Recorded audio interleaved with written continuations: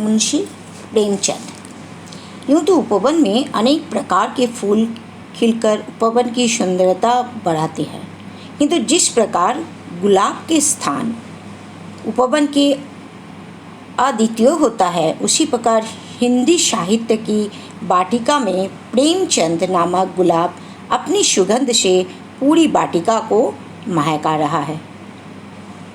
हिंदी साहित्य में उपन्यास सम्राट के नाम से मशहूर प्रेमचंद का जन्म वाराणसी के निकट लम्भी नामक स्थान पर 1880 में हुआ था। अब मुंशी प्रेमचंद के पिता का नाम था अजायब राय और माता थी आनंदी देवी। प्रेमचंद के बचपन का नाम धनपत राय था। बचपन में ही पिता की मृत्यु होने के कारण घर की जिम्मेदारी उनके कंधे पर आ गई। वे 10वीं पास करते ही प्राइमरी स्कूल में शिक्षक बन गए। नौकरी हेतु उन्होंने बीए पास किया। तत्पश्चात उनकी नियुक्ति स्कूल इंस्पेक्टर में के रूप में हुई। गांधी जी के आंदोलन से प्रभावित होकर उन्होंने नौकरी त्याग दी और 1920 में असहयोग आंदोलन में कूद पड़े। इसके बाद लेखन कार्य के प्रति समर्पित हो गया। इस महान साहित्यकार के निधन 1936 में ईस्वी में हो गया। प्रेमचंद हिंदी साहित्य के सर्वश्रेष्ठ कहानीकार माने जाते हैं।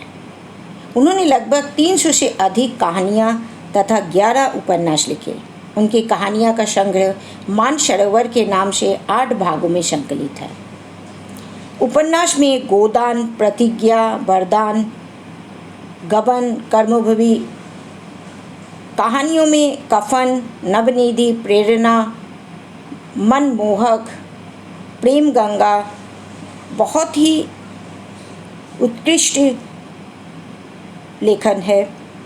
नाटक में प्रेम की बेदी, संग्राम, रूठी रानी और निबंध में कुछ विचार बहुत ही सराहा जाता रहा। प्रेमचंद ने राष्ट्रीय जागरण और समाज सुधारक को अपने लेखन का प्रमुख विषय बनाया। उन्होंने लेखन में देश प्रेम और देशभक्ति का स्वर होने के कारण अंग्रेजों ने उनकी कृति साजे वतन को जब्त कर लिया। उन्होंने दीनहीन किसानों, ग्रामीणों और शोषित की दुर्दशा तथा चिंतन अपने लेखन में किया। उन्होंने किसान की समस्याएं, ऋणग्रस्तता, अशिक्षा के अलावा समाज में व्याप्त बुराइयां, दहेज, नशाखोरी, शोषण, बेमेल तथा बहुविवाह, ऊंच नीच, छुआछूत आदि पर प्रभावशाली साहित्य का सृजन किया। प्रेमचंद के साहित्य जन साधारण का साहित्य है। उनके साहित्य का भाषा सरल, मुहावरेदार, व्यावहारिक शब्द से युक्त है।